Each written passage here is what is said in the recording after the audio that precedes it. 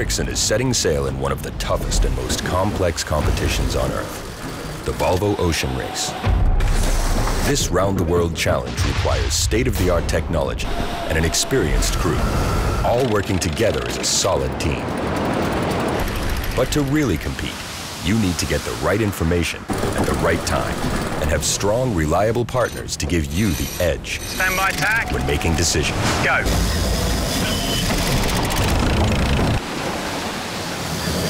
Ericsson believes in a world where information can be shared and media can be experienced anywhere, anytime. Our communications technology and expertise will provide a vital link between the ship and the shore team. It will also enable a global audience to be part of the race. Hi, Neil McDonald on the great ship Ericsson, just crossed the Atlantic. And follow the Ericsson racing team across the world's oceans.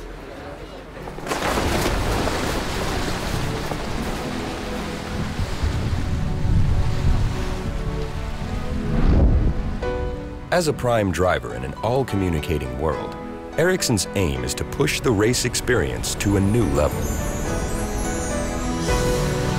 That's why we're inviting you all to design your own boat, to pick your own crew, to plot your own course, and join the race.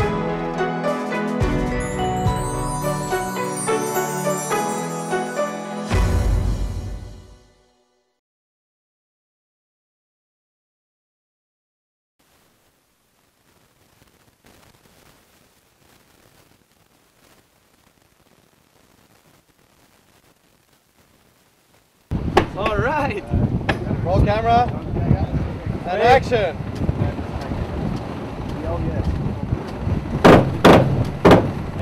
That's going up.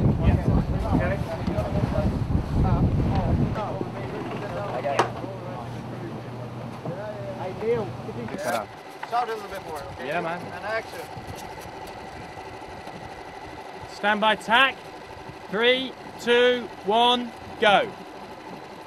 One more time. Loud. Stand by tack. 3, 2, 1, go. And cut. Keep rolling for wild track. Do wild track straight away, please. Okay, thanks. Yeah. And action, Neil. Try a little faster. There you go. And we're not alone here. We're not alone here. Cut. Good job. I'm going to stand up.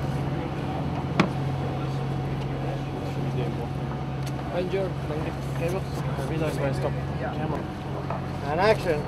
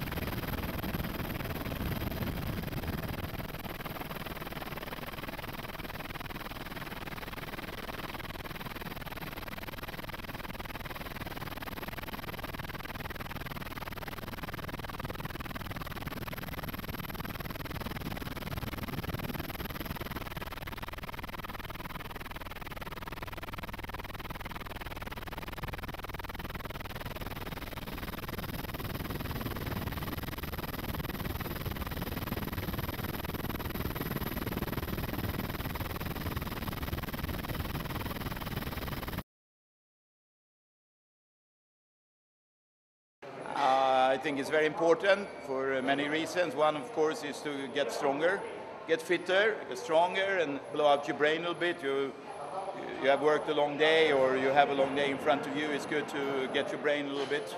Also keeps the team together a little bit. And your mental health always, I think, gets better with a good physical health. So it's very important. It clears the head. It's a mental thing. And also, it's a really good team feeling when everybody is together. But it also takes time for everybody to get in the mood. Like, I made a schedule, and they sort of takes time to get into it. We start to get into it. Like, normally I run around all the time. This time, actually, I've been able to have the honor to train with Jason instead of instead of just running, helping everybody start to know the movements and everything. And big improvement, I think. We train a lot of core exercise, a lot of stomach and everything, and I know some guys who's always problem with their back, which they don't have now. So I think if you have a good back, you have less problems on the back.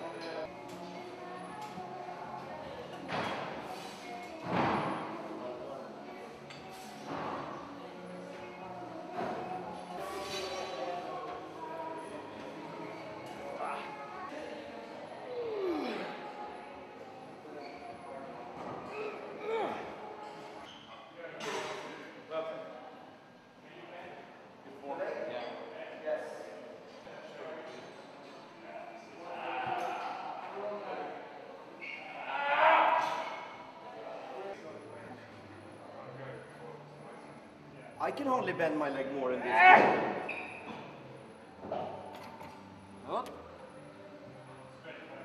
What's up?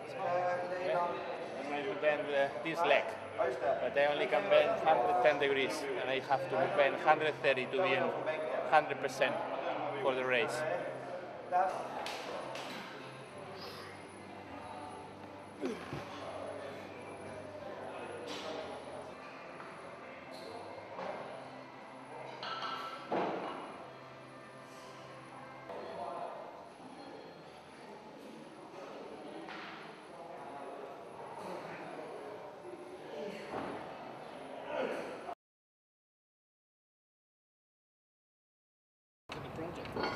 Well, just today we've had the rig out last night for a bit of maintenance and changing a few things, and then this evening we're leaving for a little offshore. We've got quite a bit of breeze up off Finisterre, so we're hoping to get some heavy air running conditions, which is what we need more of. We've had quite a lot of light air, and we've had some heavy air going upwind, fairly heavy air reaching. What we really need to do is check out our downwind sails, so that's the big sort of drive for today and tonight and into tomorrow.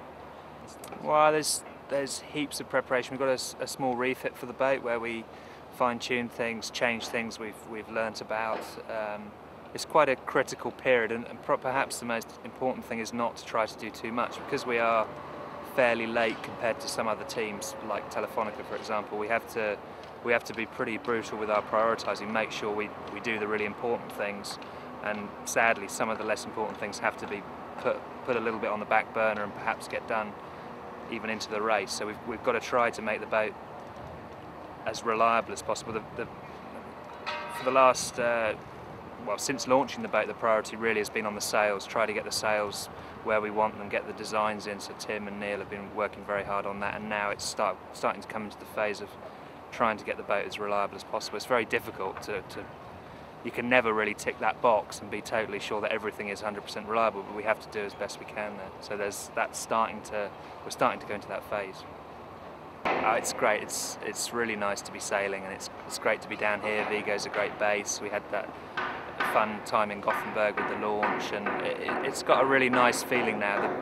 Particularly with the build being such a struggle, it's really nice to move on to the next phase. And of course, with the race coming quite quickly around the corner, it's an exciting time. It's going to be exciting when we go to Sanchenko and see all the other boats.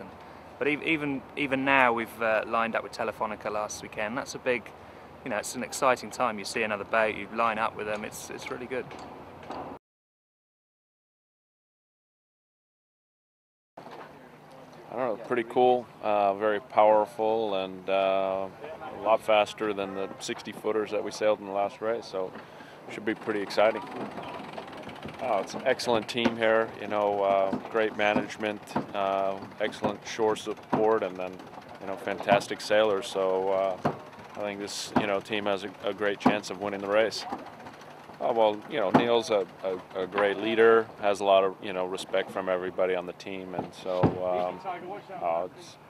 he's got proven success in the past, and he's got all the skills to do it.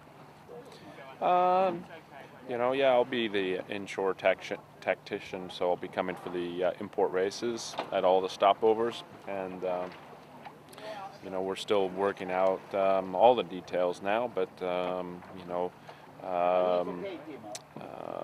I hope to add a little extra in the import races that hopefully we can do well, and the import races are worth a fair amount of this next race, so it's going to be quite important to do well in them.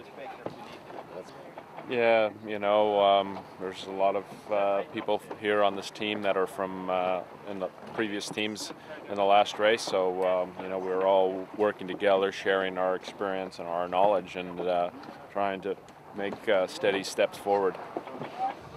Yeah, and I've been working on getting John involved for several months now, and I've no doubt the other teams have, but we seem to have managed to come up tops and secure him, and I'm very, very happy. I think it's a great move for us to be able to sit down and talk with John on a very, very skipper-to-skipper basis, having known he won the last race and we were champing at his heels sometimes. It's amazing. I've learned a huge amount. I had dinner with him last night, just the two of us, and I'm hoping some of his success rubs off on me and our team, and I really do think he's going to have a huge input to us.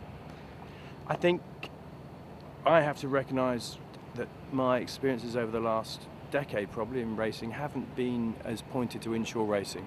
Mine have been much more focused on offshore racing, and it's a different skill set.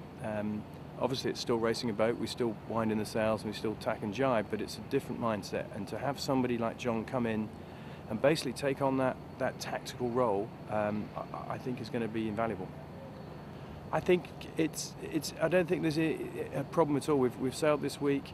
John knows most of the guys. He's sailed with them before in one format or other, and I think it will work very smoothly. I don't think there'll be any misconceptions of who's actually trying to do what. It's very clear that John's skills as a tactician are second to none, and having him on board, that's the role he'll be playing. Yeah, we're very fortunate, and our team has been selected for those reasons. We want to bring experience. We want to bring people who are used to running these sort of races and doing well in them, and that's hopefully what we've got.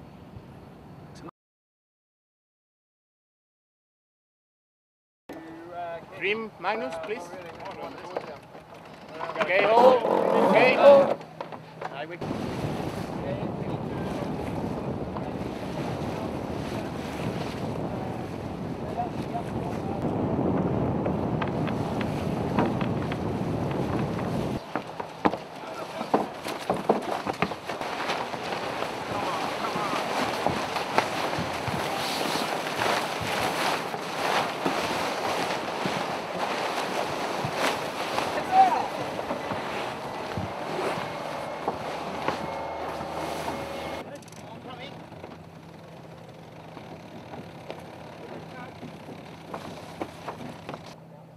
Yeah, you've deepened up the laugh for whatever else you've done. Do we want to, after the jibe, do we want to just come up and charm and shine? Like just go as high as we can? I think one, let's wait.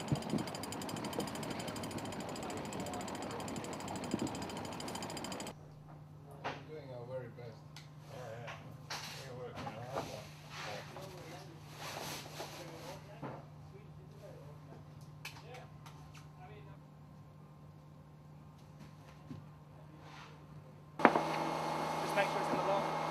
Yeah. Okay, mate, go check one.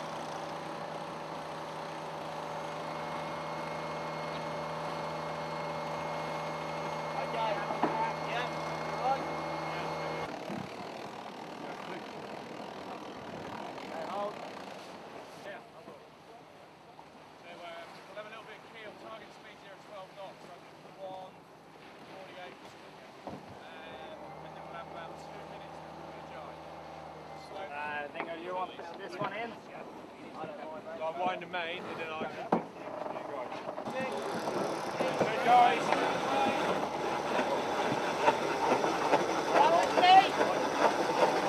Go!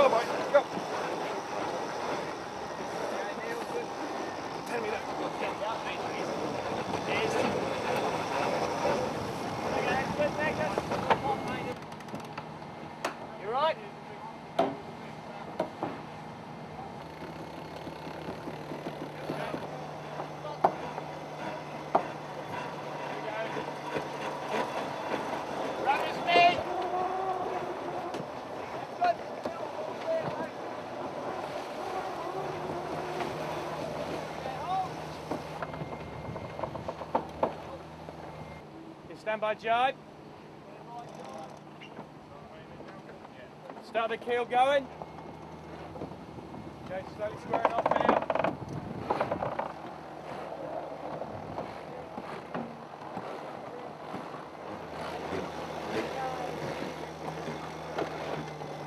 Keel moving.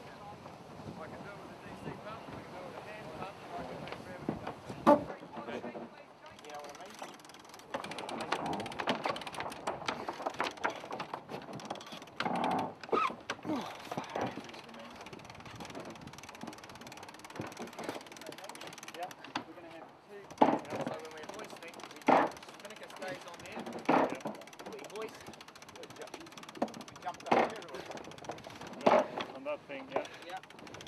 Good, please. Try bouncing her up again. Through the hoist? Yeah.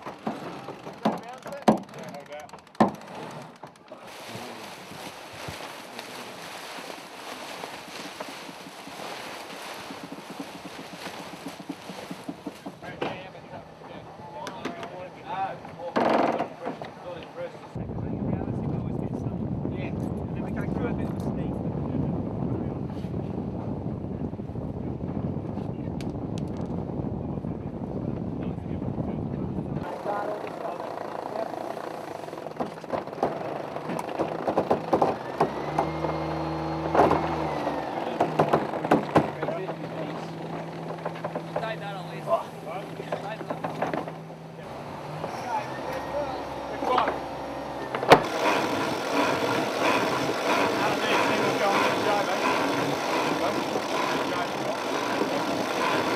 Yeah, hold that. Hold there.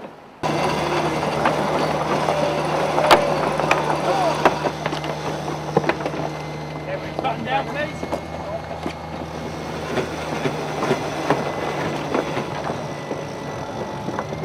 Go on, Pearl.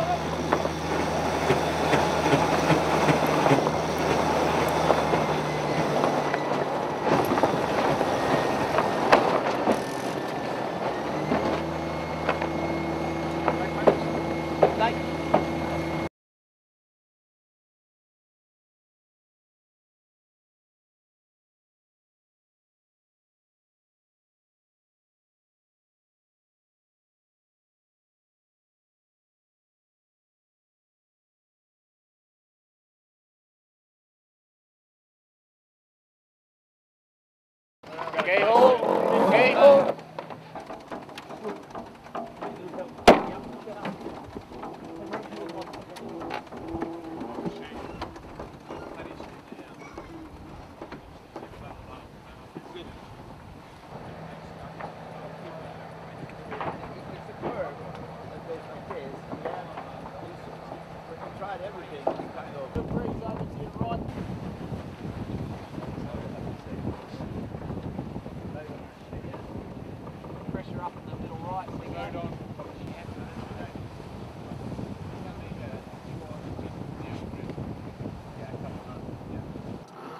Richard, 15 degrees of cant on the other one, please. Okay. When you're ready.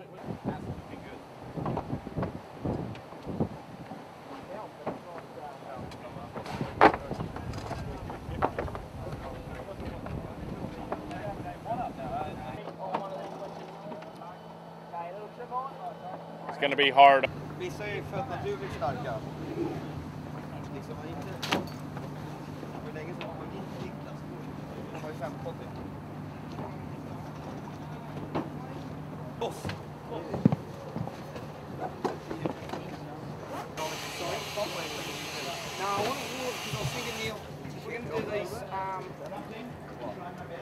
sit. I think we should all.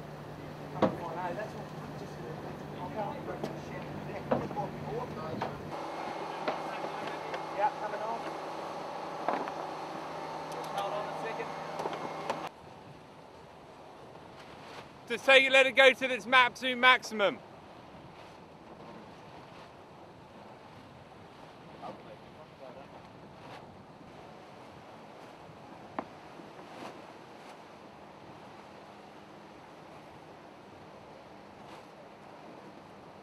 Where are these put together? In England? England, yeah. Gotta have them do a little pull on the luff. Hold the front. Have them pull the luff tight and check the rope before it leaves. Actually got what? Nice lift here. Punches, yeah. Main sound. Yeah, I mean I think it'll die down eventually, so we've got to just look at more wind than looking at now. Yeah. And then we can come back down with the A2 again. Sure. And then maybe hopefully we die a little bit by then and we do our serious stuff.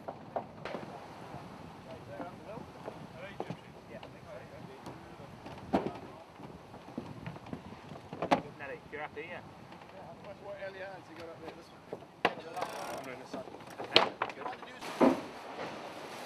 There's no paper towel on the boat? Nah. Yeah.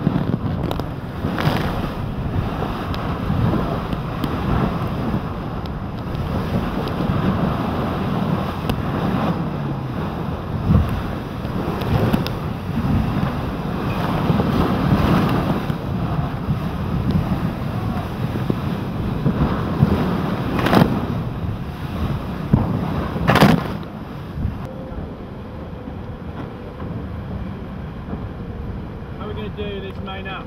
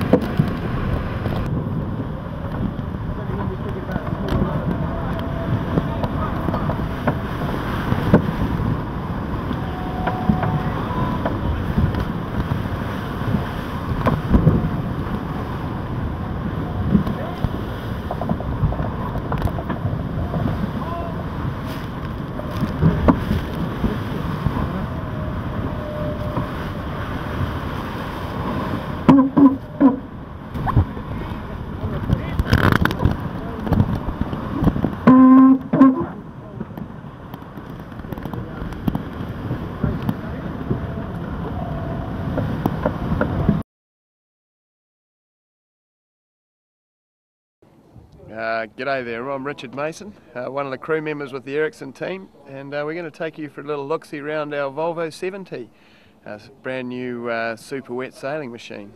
We're in frontier land at the moment, up in front of the mast in the bow section of the boat. This is where all the mad guys come. On our boat, that's Tony. This is where we change all the front sails around, generally a good place to stay away from. A lot of hard work goes on up here. Very, very, very wet place. And then as you come aft on these new boats, you'll notice that there's these two daggerboard-like things, most commonly found on dinghies nowadays, but seeing that this yacht has the same power to weight ratio as an 18-foot skiff, it's not uncommon you'll find it on this boat. Because we've got a canting keel now, you have to have a daggerboard on each side of the boat to make the boat track upwind. So when we go downwind, we pull them all up like they are now, and when you go upwind, there'll be one down and one up. They're asymmetrically shaped so that they generate lift more like an aeroplane wing than the old traditional keels, which were they were symmetrically shaped. So just something else to look after when you're getting washed back down the deck when the boys stick it into a big wave. Coming aft, you head into the middle of the boat, the heart of the boat, where all the string pulling goes on. In this area of the boat was where all the trimmers and the pit guys live. You'll see the grinders here. There's no powered winches on these boats. Everything that's done on these boats has to be done by the crew themselves, so there's no stored energy or anything like that. So through here you'll see the two grinders and all the winches, which are geared like gearboxes in the car to help you pull some of the powerful loads required on these boats. In the pit that's one of my jobs, is you're in the middle of the boat. You'll work with the bowman pulling sails up and down and communicate between the front and the middle and the back of the boat, which is what we call dreamland, where the navigator and all the helmsmen work. You'll see the carbon wheels there. They're built very strong. You'll see over on the left-hand side there's a big carbon post. That's to protect the helmsman and the wheels from the crew that getting washed down the deck. We were out yesterday trialling in 35 knots of wind, and this whole area of the boat was completely underwater. So very exciting boat to sail. Super, super wet. Big boat, and there's only 4 guys in here at a time really working and sailing the boat in some pretty extreme conditions. So it's certainly going to be a great challenge watching these things go around the world. I'm not going to give you a live demonstration, in the bog, in the toilet. It's a very nice little place. You've got to be careful up here because there's a lot of electrics, so when you're having a pee you don't want to pee over this way because you get a little shock. But you can see the toilet's got lots of lovely little features up here. You'll see lots of leg room, and it cants as well. So like the keel, we can move the bog over from side to side like that. It's a nice little foot pump down the bottom here to fill her up, and this thing never blocks. Well, they say it never blocks. And of course when you're sitting up here and the boys are leaping off waves and you get a little bit of air time, you've got to be careful it doesn't work like a bidet as well, because as you go up everything else does and land back down again. Last time Magnus snapped this off, so it wasn't a pretty sight. There you go. This is the cooking area, the galley. You can see we've got a nice little area in here for doing the dishes, and we cook on 2 gas stoves down here with pressure cookers. It's all freeze-dried food. So when we finish one meal, we put the next one in the pot, put some water in it, leave it for 5 hours and it swells up. Then we just heat it up, and it's a bit like having baby food 5 times a day. It's disgusting, but it's alright and it works. This is all part of the keel frame in here. As you can see, everything's sort of pretty minimalistic, mostly built around performance for the boat as opposed to creature comforts, but it's alright, it works, and we're happy with that. Warm food's important. These are the beds, lovely double thick mattresses and 2 pillows. These are actually a step up from the last boat. They have a minimum bunk size this time, so big fellas like I can actually get in here. Quite comfortable, these bunks. When we're sailing along we get in them and we pull them right up like this so you can't roll out. One big worry for us is there's a big gap between here and there that if the boat tips over we do what's called a broach. You could fly out of your bunk and go across the boat. We've already had a couple of guys fall out when we've come off big waves. So you've got to be pretty careful. Usually when you're sleeping in here it's one hand for the boat and one hand for resting. You've got to hang on the whole time. We've even got nice little fans that we plug in up here for when we're in the tropics. And we only have 3, and to keep the weight going we can tack them over the other side of the boat as well. Down here you'll see all the structure of the boat sort of very much built around stacking as well. Underneath all these will be sails and food and everything, which we change from side to side every time we tack. Every time we tack we'll probably move about 1,500 kilos worth of gear. So no need to go to the gym when we're out sailing. Alrighty, now there's some areas of the boat we're not going to show you because they're quite critical of the performance of the boat and we don't really want our competitors to know all about it. But having said that, here's the brains of the boat, the technical heart of it. This is where all the communication takes place and the navigation and analysing all the performance of the boat. And here the whole nav station is set up around performance as well. Sort of Steve Hales is very much his specialty, but he set it up so that he can even tack his computer screens up to the weather side. And through here we have all the wind gear and instruments comes down and give us performance figures, and we'll analyse all the weather down here. One thing different to the last race, last time we were allowed to go on the internet and use our own websites. This time the weather is going to be coming in from Volvo, so everyone gets the same weather, so there's a lot more emphasis placed on the skill of the navigator and his ability to decipher the information. Every team's going to get the same. Also, funnily enough, down here on the backside is where all the media will be taking place, so we'll be editing the footage you'll see at home and sending it off the boat on the big satellite dome sitting on the back, as long as we don't wash them off. Well, I suppose to finish off we have to show you the link from the Ericsson, the communication boat, to you guys sitting on the couch at home watching it. Hopefully this little baby's going to find all the satellites on the way around the world so we can send you some pictures and you can watch it all happen from a nice comfortable couch.